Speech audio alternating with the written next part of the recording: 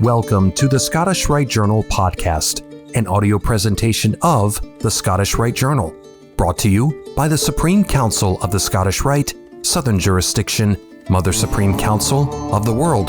This week's article is Walter Cohy Fox, From English Dentist to Alaskan Miner by Monica Varner, and comes from the January-February 2017 issue of the Scottish Rite Journal.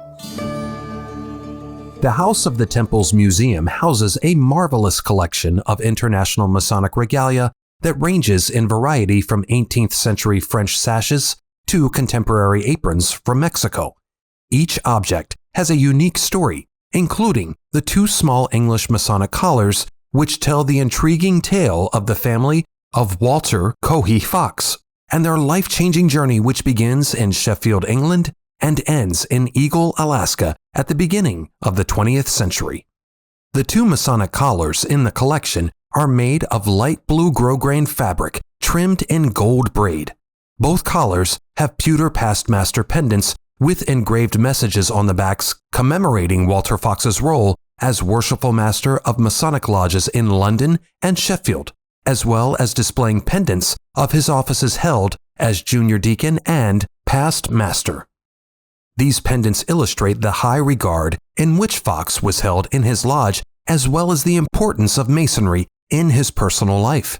But how did the well-to-do English doctor and gentleman of the 19th century, highly respected by his Masonic and medical peers, become the Alaskan gold miner in the early 20th century?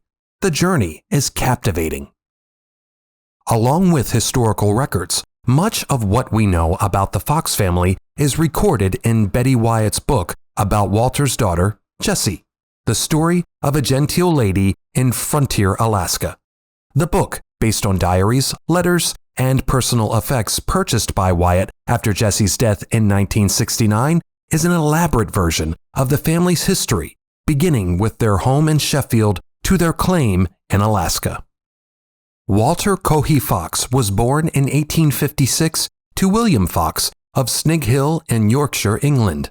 Walter became a surgeon dentist and began practicing in Sheffield in 1878 at the age of 22.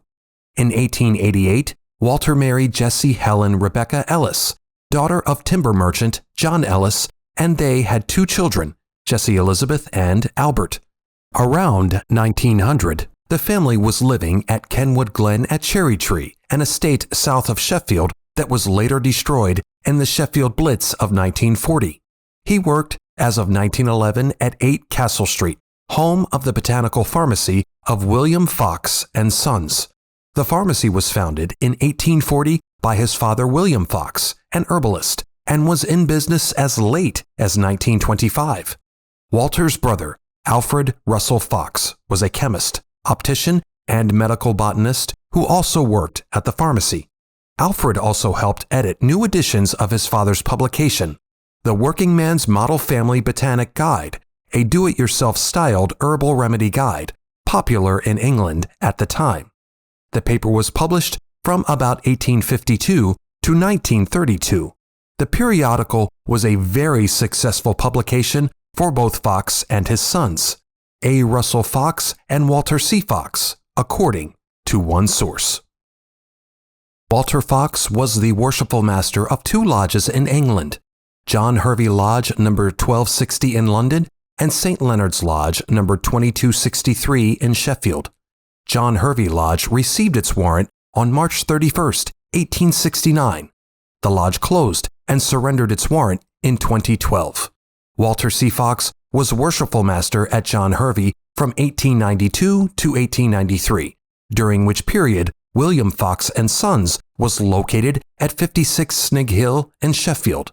At St. Leonard's Lodge in Sheffield, Walter was the worshipful master and founder and had served as the first junior deacon. The lodge was consecrated in 1888 and is still active in Sheffield today. According to a newspaper column of 1894, Fox was installed worshipful master in 1893. He was exalted into Royal Archmasonry in 1887, advanced to the Markmaster Mason's degree in 1887, installed in the Furnival Preceptory No. 66 of Knights Templar in 1888 and was a very active participant in several chapters and Masonic philanthropic groups. Around 1904, his son Albert announced his decision to travel to California to participate in the gold rush, to his parents' chagrin. His father and possibly older sister Jessie Elizabeth visited him in 1908. A few years later, Jessie Helen, Walter's wife, had become ill and she wished to see her son before she worsened. In 1911, the family, including Jessie Elizabeth's new husband, Herbert Barber, packed up their estate to visit Albert in Kennett, California. The Foxes arrived in New York City on the Lusitania on July 5, 1912. Unfortunately, she would never see their home in Sheffield again. When Jessie Helen became even more ill while traveling in Alaska, the family began making preparations to return home and sent a telegram to England to have money wired for the return trip. Unfortunately, World War I had erupted in Europe, making bank access impossible. The Foxes were stranded in the frontiers of Alaska. The family decided to make the best of it. Walter began working as a prospector on a claim in Eagle, Alaska, a small settlement near what is now the border between Alaska and Yukon Territory, Canada. In 1918, when the war ended, the Foxes were able to retrieve their money and possessions from England, but chose to stay in Eagle. They were later joined by their son Albert and his family. Walter joined two Alaskan social fraternal organizations, the Improved Order of Redman's Chetuthatli Lodge No. 6 and the Arctic Brotherhood's Camp Eagle No. 13. The Improved Order of Redmen was established in 1834, inspired by the Boston Tea Party, in which the protesters disguised themselves as Mohawk Indians. The Arctic Brotherhood was established in 1899 in Alaska by arriving miners, and at its peak had 30 camps and 10,000 members. After Albert and his family moved back to California, these lodges were an important part of social gatherings for the family and brotherhood for Walter. After Albert died in an accident around 1918, members of the lodges helped the family move to Walter's mining claim. Around 1926, the family and Jessie's new husband, Archie Mather, moved to Seattle, Washington. After his wife passed away in 1927, Walter married Dora J. Wilson. The two moved to a new home in Seattle and lived there until 1942. Meanwhile, Archie and Jessie moved back to Eagle to continue working on the claim Walter had begun in 1918. The Redmen Lodge continued to be a haven of social activity in an unforgiving land. The couple often participated in events and gatherings associated with the lodge. Masonic lodges were established in Alaska in the early 20th century, and there are currently 19 active lodges in the state. However, remote settlements, such as Eagle, were too far from larger cities to participate in established Masonic organizations.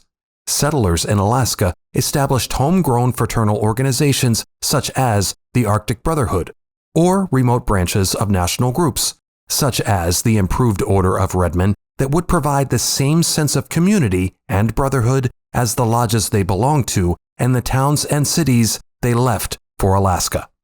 For Walter Cohey Fox, who was merely a tourist when he arrived in 1913, membership in the Redmen Lodge and Arctic Brotherhood must have been crucial to both his and his family's ability to make the most of a seemingly irreparable reversal of fortune.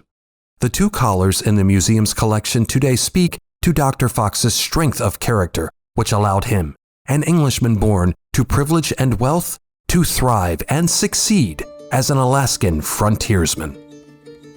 Like and share this article, and don't forget to subscribe to the channel. If you wish to comment, please leave one, and as a reminder, hit the notifications bell. Any accompanying photographs or citations for this article can be found in the corresponding print edition. The Scottish Rite Journal is published by the Supreme Council of the Scottish Rite, Southern Jurisdiction, Mother Supreme Council of the World. Mark Dreisenstock, 33rd degree, Managing Editor. I'm your host, Matt Bowers.